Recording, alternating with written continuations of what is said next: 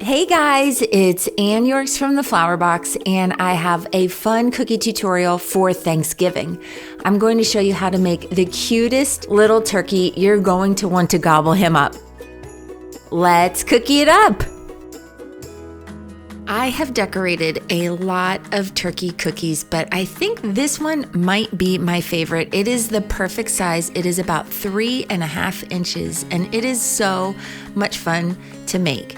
So first, I'm just starting off with those wings on the left and right. I have a tip number 2 on my brown piping icing bag, and I'm just going to make a half circle for the main body of the turkey. Then I have a golden yellow in my piping bag, and I'm going to outline the feather section as well. Now it's time to start flooding, and I'm going to add these feathers in 3 phases. I'll start with the golden yellow at the top, and I'm just filling in about 1/3 of that area with flood icing. And I'm gonna let that dry and come back and do the next step of those feathers. While I'm letting that dry, I also want to flood in completely the body of the turkey using the brown flood icing, just tapping that icing to place and popping any air bubbles that might be in the icing.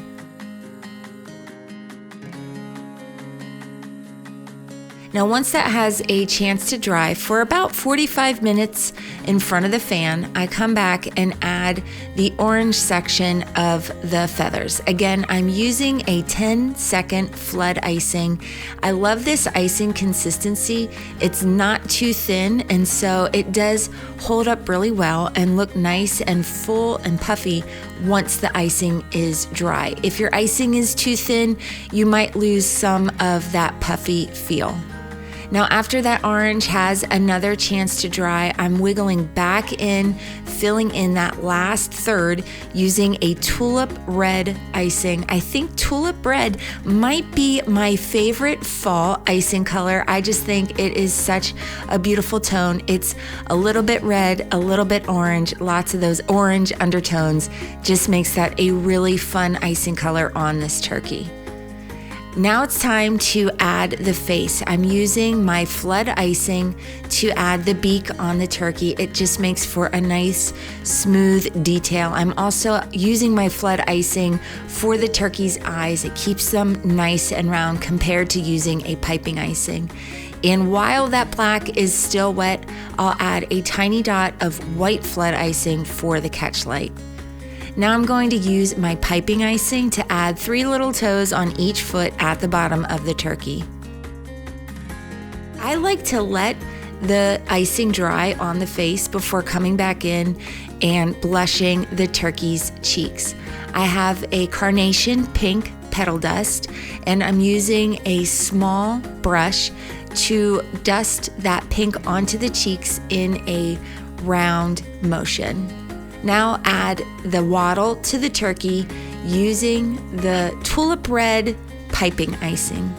Now this little turkey is almost done, but because he's so cute and bubbly and whimsical, I definitely need to add a little feather detail on his body using some loops. I do want to bring those wings to attention, so I'm just adding 2 piped accents to give that wing detail and a little bit of feather detail using the dark brown piping icing on the top of the head, just 3 teardrops to add that fun little look to the turkey. And this little guy is ready for the fall season or your Thanksgiving dessert table. I hope you have so much fun making these turkeys and gobbling them up. For more details on this project and many more fall Thanksgiving projects, check out flowerbox.com. We have a full blog section with lots of inspiration. Until next time, happy decorating. And if you haven't already, hit the subscribe button.